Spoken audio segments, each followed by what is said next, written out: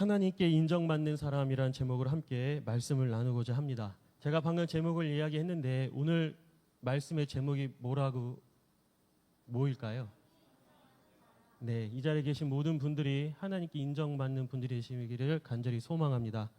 그러기 위해서는 오늘 말씀을 좀 한 절 한 절 좀 나눠보려고 하는데요. 자칫 나열하다 보니까 집중력이 좀 흐트러질 수도 있겠지만 인정받겠다고 하셨으니 좀 우리가 마음을 모아서 함께 말씀에 잘 집중하면 좋을 것 같습니다.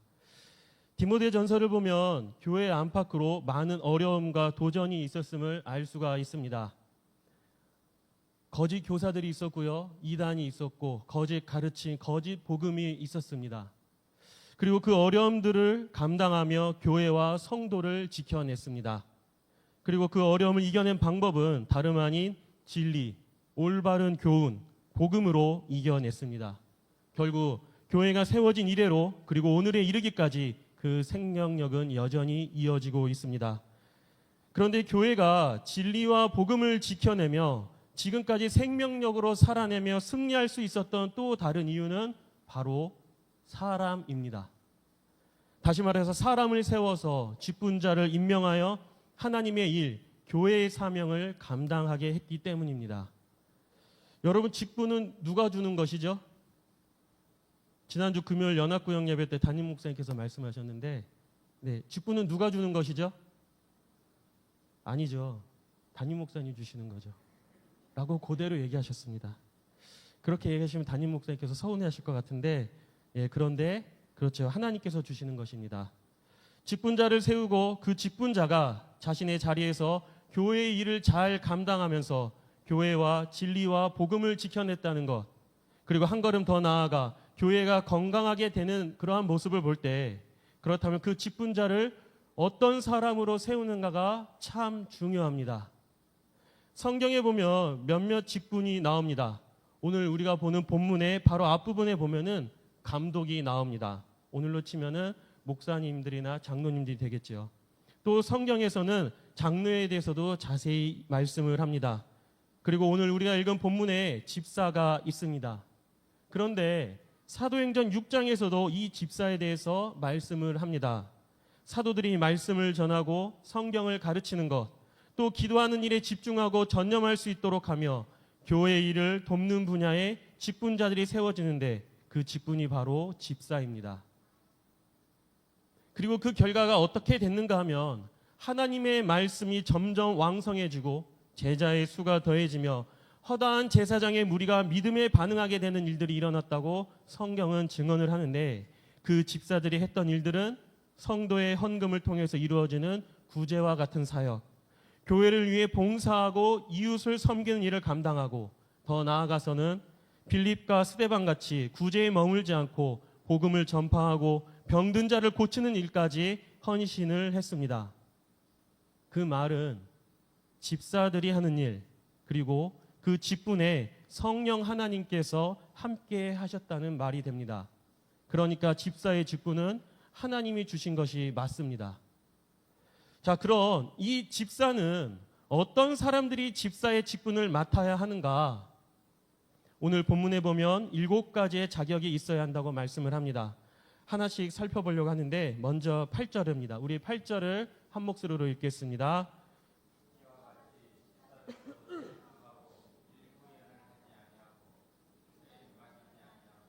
더러운 일을 탐하지 아니하고. 아멘. 이 집사라는 직분에 이 집사라는 단어가 우리에게는 교회를 다녀본 사람들의 입장에서는 정말로 익숙한 단어입니다. 교회 안에서만큼은 이름보다 직분으로 불리는 게 더 많을 때가 있는데, 다른 직분과 더불어서 많이 듣고 많이 불리는 게 집사라는 말입니다. 김 집사님, 이 집사님 이렇게 부르는데, 그런데 이 집사라는 말은 헬라어로 보면 디아코노스라고 불립니다. 그러니까 우리는 이렇게 집사라고 하지만 이 성경을 쓰던 기록하던 당시에는 저 사람이 디아코노스이구나 라고 그렇게 생각을 하는 것이죠. 그런데 우리 성도님들, 이 디아코노스라고 하니까 이 말 어디서 들어본 적 있지 않으십니까? 비슷하게. 이것도 익숙한 말인데, 디아코니아라는 말 혹시 들어보셨나요? 디아코니아, 디아코노스. 이 앞에 디아코가 같이 이렇게 쓰이는데 비슷합니다.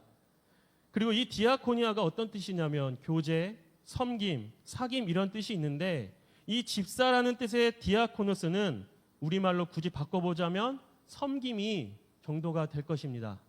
섬기는 사람이라는 것이죠. 그런데 우리가 그렇게 섬기는 사람, 섬김이 정도로 볼 수는 있지만 일반적으로는 시중을 두는 사람, 그러니까 종의 의미를 많이 담고 있습니다. 그렇다면 당시에 이렇게 디아코노스라고 한다면 대접을 받거나 사람들이 우러러보고 존경을 받을 만한 위치에 있는 사람이 아니라는 것입니다. 목사님, 그러면 제가 집사인데, 저도 집사를 거쳐왔는데 집사님이란 호칭이 좀 그런데요 라고 생각하실지 모르지만 우리가 조금 더 깊게 살펴볼 필요가 있습니다. 사랑하는 우리 성도 여러분, 우리 예수님께서 이것을 바꿔버리신 것입니다. 무슨 말인가 하면 마가복음 10장 45절에 보면 인자가 온 것은 섬김을 받으려 함이 아니라 도리어 섬기기 위해 오셨다고 말씀하셨습니다.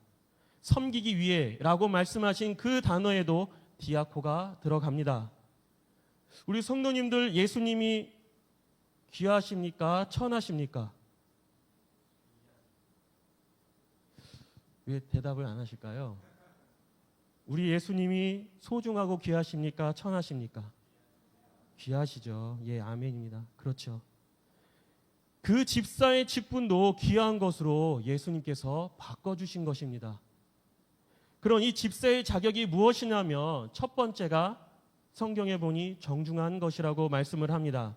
이 정중하다라는 뜻은 무엇이냐면 태도나 분위기가 점잖고 엄숙하다라는 뜻을 가지고 있지만 이것을 좀 성경 원문으로 볼 필요가 있는데 그 원래의 의미는 무엇이냐면 성경 원문에서는 존경받을 만한이란 뜻을 가지고 있습니다.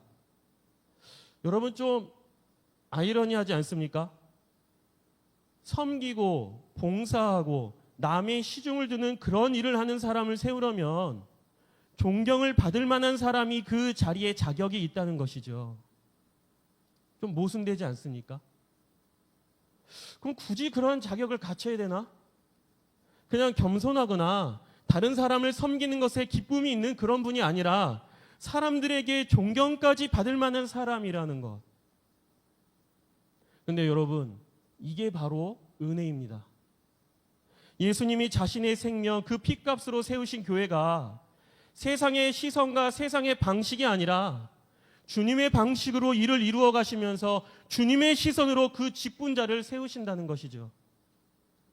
남의 시중을 들고 섬기는 일이 자칫 천해 보일 수도 있으나 우리 예수님께서는 그것이 존경받을 만한 사람이 하는 존경받을 만한 일이라는 것입니다. 할렐루야죠. 네, 이것이 집사의 첫 번째 조건입니다. 두 번째 집사의 조건은 일구이연하지 않는 것입니다. 일구이연, 말해가는 것입니다. 문자적으로는 한 입으로 두 말하지 않는 뜻을 가지고 있지만 꼭 그 뜻만 가지고 있는 것은 아닙니다. 말해가는 것 여러 가지가 있겠죠. 남을 비난하고 헐뜯고 험담하는, 또한 남의 약점을 말하고 말로 남을 공격하는 전반적인 말해가는 것이겠죠. 그러면 이 일구이연하는 조건이 왜 집사의 자격에 요구가 되었을까요? 의외로 간단할지도 모릅니다. 구제하는 일을 하다 보면 사람을 만나겠죠. 사람을 만나야 하고 또 가정을 방문해야 합니다. 그러다 보면 여러 이야기를 듣게 되겠죠. 그러면 듣는 사람은 그 말을 신중하게 듣고 소중하게 마음에 담아야 하고 또 신중하게 말을 해야 합니다. 그런데 자칫 이럴 때 실수를 하기도 합니다. 존경받을 만한 자격이 있는 사람이 집사의 자질이지만 그 말로 인해서 존경과 명예는 고사하고 그의 인격에 손상을 입게 되거니와 교회에는 큰 피해를 주게 되고 상대방에게는 아픔을 주게 됩니다. 사랑하는 우리 성도 여러분, 우리가 말할 때 어떻게 해야 될까요? 서로 지혜롭게 따뜻하게 말을 해야 합니다. 말에는 온기가 있어야 합니다. 우리가 말하는 그 말의 내용뿐만이 아니라 목소리의 톤이나 억양, 전달하는 마음, 그리고 상대방과의 대화 속에서 오고 가는 반응에도 이 말 안에는 따뜻함과 온기가 있어야 합니다. 왜냐하면 그 말이 결국 사람을 살리기도 하고 죽이기도 합니다. 그래서 말을 잘 다스리는 사람이 집사가 되어야 한다는 것입니다. 세 번째 집사의 요건은 술에 임박하지 않는 것입니다. 메시지 성경에 보니까 이 구절을 술을 흥청망청 먹지 않는 이라고 말씀을 합니다. 제가 누구라고 알 수도 없고 밝힐 수도 없지만 여기서 술을 좀 드시거나 좋아하시는 분들은 지금 머릿속에서 느낌표가 생겼을지도 모릅니다. 거봐, 술을 먹어도 되는 거네. 흥청망청만 안 마시면 되는 거지. 그런데 오늘 지금 이 본문 위에 있는 이 감독의 요건에도 동일한 요건이 있습니다. 3절에 감독은 술을 즐기지 아니하며라고 말씀을 합니다. 그거 보세요, 목사님. 술을 마셔도 되고 목사님도 드셔도 되는 거 아닙니까? 라고 좀 과장해서 말하시면서 속으로 내심 좋아하시는 분들이 계실까 봐 걱정이 됩니다. 여러분, 왜 술에 관한 요건이 직분을 세우는 데 존재할까요? 아마 술과 바로 연관되는 것 중에 하나가 바로 자제력일 것입니다. 그리고 이 리더에게 중요한 덕목 중에 하나가 자제력이기도 합니다. 만약에 리더가 이 자제력이 없다면 개인의 취향이나 이득에 따라 쉽게 움직이게 됩니다. 그리고 심할 경우에는 화를 내거나 흥분을 해서 이성을 잃고 감정에 따라 공동체와 그 구성원을 파괴시키기도 합니다. 그렇다면 감독이나 집사, 리더들에게 자제력을 말할 때 이 술에 관한 위험성을 말하는 것은 당연할 것입니다. 그럼 지금 성경에서 말하는 것은 도대체 무엇인가? 라고 물으신다면 당시에는 술을 마셨습니다. 그런데 술을 마신 이유가 무엇이냐면 물이 부족해서인 것도 있고요. 그리고 술을 마신 또 다른 이유는 약으로 쓰였기 때문입니다. 당시에는 의술이나 의학이 발달하지 않았고 또 약이 부족했기 때문에 포도주 같은 것을 약 대신 사용했습니다. 성경을 멀리 찾아보지 않더라도요. 디모데전서 5장 23절에 보면 이제부터는 물만 마시지 말고 내 비위와 자주 나는 병을 위하여 포도주를 조금씩 쓰라라고 말씀을 합니다. 그러나 당시에 술이 약으로 쓰였다고 해서 지금 우리도 술을 약처럼 씁니까? 라고 한다면 맞지 않습니다. 지금 약도 많고요. 의학도 당시와 비교할 수 없을 정도로 엄청나게 발달을 했습니다. 행여나 저는 술을 먹어도요 자제력이 있습니다, 절제하면서 먹습니다 라고 스스로에게 자신하신다면 저는 생각해보건대 그러한 자제력이 있으신다면 술을 아예 마시지 않는 게 정말 자제력이 있는 거고 스스로에게 그리고 가족에게 하나님께 그것이 부끄럽지 않는 모습일 것 같습니다. 네 번째 집사의 자질은 더러운 일을 탐하지 않는 것입니다. 여기서 더러운이 사람을 말하는 것이 아니라 더러운 이득을 말하는 것입니다. 집사들의 중요한 역할 중에 하나는 성도들의 헌금과 재정을 잘 관리하고 필요한 곳에 쓰일 수 있도록 잘 집행하는 것이었는데 초대교회에 관련된 이 고대의 문서들을 찾아보면은 거기에 쿠파라는 단어와 탐휘라는 단어가 유독 많이 나온다고 합니다. 이 쿠파라는 뜻이 무엇이냐면 바구니라는 뜻을 가지고 있습니다. 그러니까 바구니에 음식을 담아서 구제를 하는 것을 의미하고 탐이라는 것은 정말 긴급하게 필요하여서 교인들에게 음식이나 재정, 물질을 지원받아서 긴급하게 도와주는 일을 의미합니다. 그러니까 초대교회에 관련된 그 고대 문서들에 이런 단어들이 많았다는 것은 이런 일들을 많이 하게 되고 그러기 위해서는 당연히 재정이나 물질이나 음식 등이 많이 오고 갔다는 것입니다. 그런데 만약에 이것을 맡은 사람이 돈에 약하면 어떻게 될까요? 굳이 말하지 않아도 아실 것 같습니다. 왜냐하면 지금도 그런 일들이 현 시대의 교회 가운데서도 많이 일어나고 있기 때문이죠. 너무나 안타까운 일들이죠. 그래서 실족하고 상처받고 교회를 떠나거나 싸우거나 심지어 세상의 재판으로 해결하려고 하는 일들을 종종 지금도 보게 되는 것이 사실입니다. 더러운 이득, 더러운 일을 취하는 것, 그것은 교회도, 내 이웃도, 내 가족도, 나도 상처를 주게 됩니다. 그래서 더러운 일을 탐하지 않는 자를 집사로 임명했던 것입니다. 다섯 번째 집사의 요건은 깨끗한 양심의 믿음의 비밀을 가진 자입니다. 여러분 혹시 양심이 무엇인지 아십니까? 다 가지고 계시거든요, 양심을. 여러분 양심은 하나님께서 주신 것입니다. 다 모두에게 양심을 가지고 있습니다. 근데 양심을 굳이 사전적으로 한번 풀이를 해보자면 옳은 것과 잘못된 것을 판단하는 기준에 따라 바르게 행동하려는 마음입니다. 바르게 행동하려는 마음. 도덕적으로 윤리적으로 움직이는다는 것이 이 양심입니다.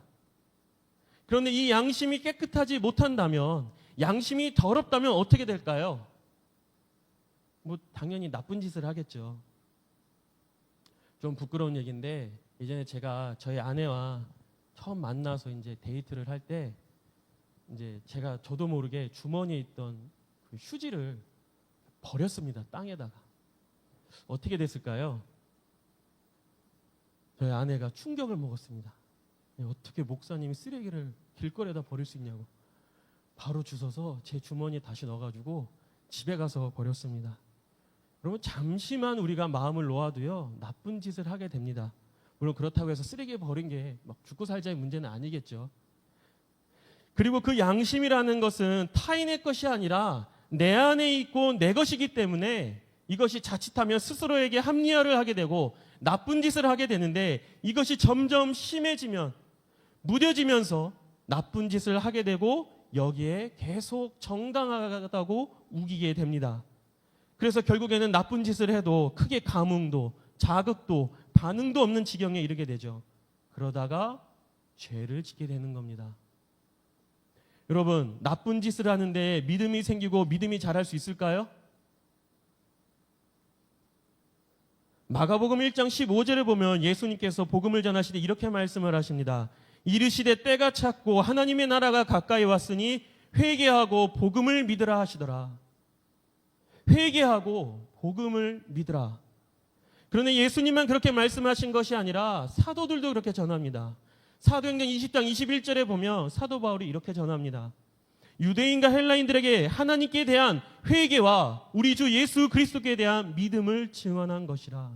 예수님도 사도 바울도 회개가 먼저 나오고 그 다음 믿음을 이야기합니다. 여러분 회개가 없으면요 믿음도 없습니다. 믿음보다 먼저 강조된 것이 회개입니다. 하나님을 향한 회개가 있지 않다면 믿음도 없고 믿음을 주시지도 않습니다.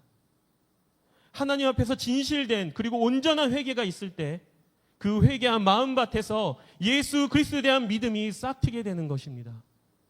그런데 여러분 오늘 본문에서는 이 믿음만을 이야기하는 것이 아니라 믿음의 비밀을 말씀을 합니다. 믿음의 비밀. 비밀이라는 게 뭐죠, 여러분? 모르는 거예요. 드러나지 않은 것입니다. 그런데 이것이 믿음에 관한 것일 때는 다릅니다. 그 비밀이 열립니다. 믿음을 가진 사람만. 그런데 이 비밀이 열리는 열쇠가 무엇이냐면 예수 그리스도 뿐입니다. 예수 그리스도가 아니고서는 이 비밀이 절대로 열리지가 않습니다. 예수, 그 이름 앞에 회개하는 자에게는 그 죄가 용서되고 믿음으로 그 이름을 고백하는 자들에게는 구원을 받게 되는 그 하늘의 비밀이 허락되는 것입니다. 누구에게나 열려는 있죠. 누구나 그 이름을 부르기만 한다면, 누구나 그 이름을 믿기만 한다면 그 구원을 받게 되는 예수, 그 구원의 비밀, 그 믿음의 비밀이 바로 그것입니다. 그러나 어느 찬양의 가사처럼 사람들은요 마치 건축자의 버린 돌처럼 그렇게 여깁니다. 그러나 그 이름의 비밀, 그 이름이 얼마나 아름다운지는 세상 사람들이 알지 못합니다. 집사는 이 사실을 알아야 한다는 것입니다. 말로만 신앙이 있는 척하면서 양심이 있는 척하는 것이 아니라 깨끗한 양심의 믿음의 비밀을 가진 자, 예수의 이름 앞에 회개와 믿음을 구하며 깨끗한 양심으로 살아가고 예수 그리스도의 이름으로 그 구원의 감격으로 삶을 살아가는 사람, 그런 사람이 바로 집사라는 것입니다.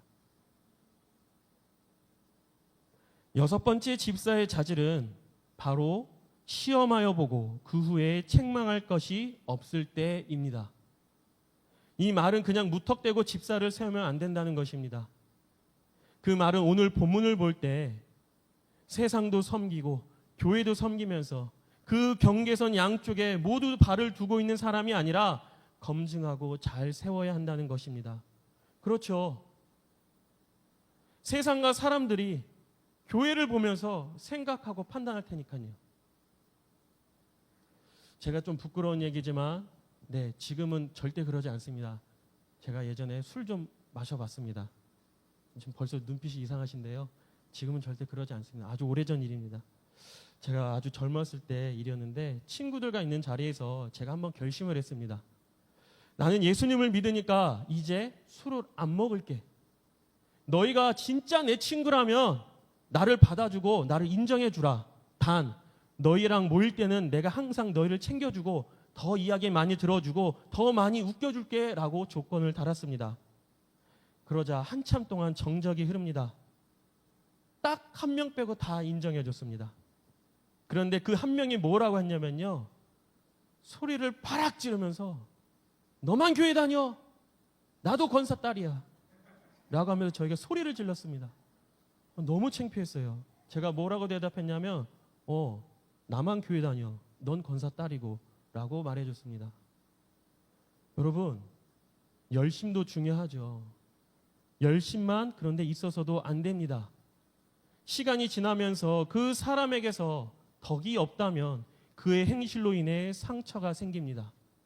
검증을 해서 그 사람의 믿음과 그 사람의 말과 행동을 검증하고 집사라는 직분을 받아서 교회의 재정으로 이웃을 돕고 섬길 때 그 집사들의 말과 행동과 표정이 세상에서 교회를 보게 되기 때문에 이것이 너무나 중요한 자질, 집사의 요건이라고 말하고 있는 것입니다. 자, 이제 마지막 7번째 집사의 요건입니다. 그런데 여기에는요, 그 성경을 연구하는 학자들의 논란이 참 많습니다. 왜냐하면 이 11절에 보면 여자들도 이와 같이 단정하고 해서 여자는 집사의 아내이다, 아니다, 여기서의 여자는 여자 집사를 이야기한다라고 논쟁이 있는데 사실 양쪽 다 충분히 만족할 만한 증거가 있지는 않습니다. 그런데 저는 그냥 오늘 본문의 흐름대로 여자 집사를 이야기하는 것이 아니라 집사의 아내에 대해 말하는 것으로 저는 전달하려고 합니다. 목회자나 혹은 장로님들을 볼 때 우리가 그분만을 가지고 기준을 정하지는 않습니다. 대개는 그 사람과 더불어 아내들도 함께 보고요, 더 넓게는 그 가족 모두를 보게 됩니다. 그리고 아내가 어떤 사람인가를 볼 때 동시에 그 남편이 어떤 사람인지 보기도 합니다. 왜냐하면 아내는 남편의 얼굴이고 남편은 아내의 얼굴이기 때문입니다. 그저 남자, 여자가 아니라 부부이죠.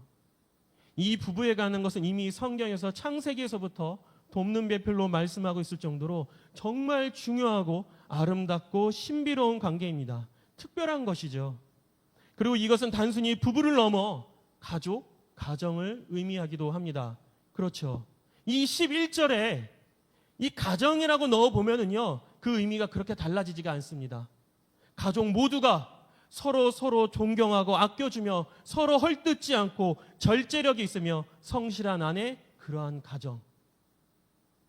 행여나 가정에서 아내에게, 아이들에게 섬길 줄 모르면서 감정에 따라 화도 내고 소리를 지르신다면, 또 말로 아무렇지 않게 상처를 그렇게 주고 그러시면 절대로 안 됩니다. 평생 기억에 남습니다. 그리고 사과하지 않으셨다면 가족이라 할지라도 그런 사람으로, 그런 부모로 남게 됩니다. 혹시나 오늘 이 말씀을 함께 나누시고 나서 생각이 드신다면 더 늦기 전에 먼저 손을 내밀어 용서를 구하시기 바랍니다. 그리고 동시에 회개도 하셔야겠죠. 그 아내도 아이들도 모두 하나님께서 사랑하는 자녀이지 않습니까? 하나님께서 나보다 더 사랑하고 아끼시는 존재인데 내가 뭐라고 마음대로 화내고 소리 지를 자격은 절대로 존재하지 않습니다. 혹시나 실수가 있으셨다면 꼭 사과하시고 그리고 그 사과를 받아주시면 좋겠죠. 그리고 서로 아껴주고 사랑하는 그런 남편, 아내, 가족이 되어야 합니다. 그리고 오늘 본문에 따라 본다면 그 여자, 그 아내가 함께 사역에 동참하고 있었다는 것을 알 수 있습니다. 그러니 그 집사의 아내의 자질도 중요한 요건이었던 것이죠. 자, 이제 제가 집사의 요건, 집사의 자질 7가지를 이야기했습니다. 자, 여러분 어떠세요? 지금 이 자리에도 집사님들이 참 많으시지 않습니까? 집사님들을 하셨던 분들도 계시고요. 앞으로 집사님들이 또 되실 분들도 계시고. 부담되시지 않습니까? 이거 집사 괜히 했나? 나가시다가 괜히 누가 집사님이라고 부르기라도 한다면 이거 잘못한 것도 없는데 괜히 찔리실지도 모르겠습니다. 그런데 우리 성도 여러분, 이 집사의 직분, 사람들이 천하게 여길지도 모르고 시중을 들고 봉사하고 섬기는 이 자리, 아무도 주목하지도 않고 흔하디 흔한 게 집사라고 하는데, 여러분, 이 집사의 직분을 위해서 우리 주님께서 약속을 덧붙여 주셨습니다. 감독이나 장로의 직분에는 그 약속조차 없으나 집사를 위해서 주님께서 선물을 주신 것이죠. 우리 함께 성경 읽겠습니다. 오늘 본문 13절입니다. 읽겠습니다. 집사의 직분을 잘한 자들은 아름다운 지위와 그리스도 예수 안에 있는 믿음의 큰 담력을 얻느니라. 아멘. 아름다운 지위와 예수 안에 있는 큰 담력을 약속해 주셨습니다. 아름다운 지위라고 합니다. 세상은요, 명예와 자리, 사람의 이름이 높임을 받고 대접을 받는 자리에 있는 것이 성공이라고 합니다. 그리고 그것을 향해 달려가죠. 그런데 성경은 절대로 그렇게 말하지 않고 그것이 세상의 가치라면 예수님 자신이 이 땅에 섬기는 자로 이 땅에 오셔서 우리를 위하여 목숨을 내려놓고 섬겼던 것처럼 정말 낮아지고 섬기고 종되는 자가 높아지고 아름다운 지위를 얻는다라고 말씀하시는 것이죠. 아름다움이 세상의 아름다움이 아니라 하나님께서 말씀하시는 아름다움, 다시 말해서 하나님께서 인정해 주시는 것이죠. 그 집사를 보니 예수 그리스도를 품고 믿음으로 섬기는 너의 모습이 너무나 아름답구나 라고 말씀해 주시는 것입니다. 너의 모습이 너무 아름답다는 거죠. 하나님께서 알아주시고 하나님께서 인정하시고 하나님만이 보시는 그 아름다움이 있다는 것입니다. 그것을 우리 주님께서 약속하신 거예요. 두 번째 약속은 믿음의 큰 담력을 약속하셨습니다. 이 담력은요, 세번역 성경에서는 확신이라고 말씀합니다. 믿음의 큰 확신을 주신다는 겁니다. 여러분, 그런데 이 말씀이 틀린 것이 아닌 게 봉사를 하고 섬기는 자리에 있으면 정말로 설교를 해서가 아니라 정말로 믿음을 더 허락해 주십니다. 믿음을 더 허락해 주십니다. 여러분 아멘 하시면 좋을 것 같아요. 네, 다 봉사하시지 않습니까? 봉사의 섬김의 자리에 있으면 정말로 믿음을 더 허락해 주십니다. 때로는 그런데 상처도 있고 아픔도 눈물도 있지만 그럼에도 하나님께서는 그 시간을 통해서 믿음을 그리고 주님의 사랑을 우리에게 말씀해 주십니다. 이것은 제가 보증할게요.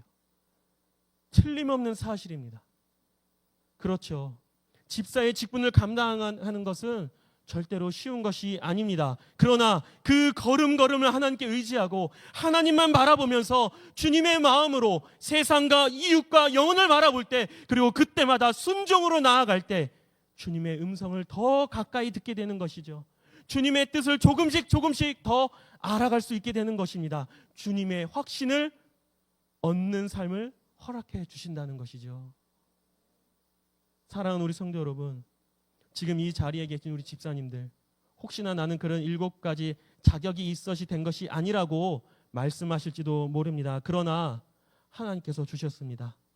그렇다면 이 7가지 요건으로 집사의 직분을 감사로 감당하셨으면 참 좋겠습니다. 나는 집사가 아니니까 괜찮다라고 하는 분 계십니까? 아니죠.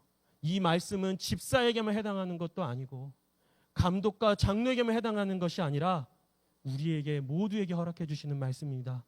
우리가 말씀대로 살아갈 때 하나님께서 인정해 주시고 알아주시는 것입니다. 때로는 주님을 위해서 선한 일을 하다가 마음 아픈 일을 겪기도 합니다. 때로는 서운한 일을 당하게 될 때도 있을 것입니다. 아무도 알아주지도 않고 아무 결과도 얻지 못할 때도 분명히 있을지도 모릅니다. 그러나 하나님께서 보시고 하나님께서 알아주시니, 하나님은 인정해 주시니 우리는 다시 용기를 내야 합니다. 하나님을 약속을 잊지 않고 말씀을 잃어버리지 말고 주님께 받은 사랑으로 여러분의 신앙의 길, 섬김과 믿음의 길을 걸어가시는 우리 평화가족이 되기를 간절히 소망합니다.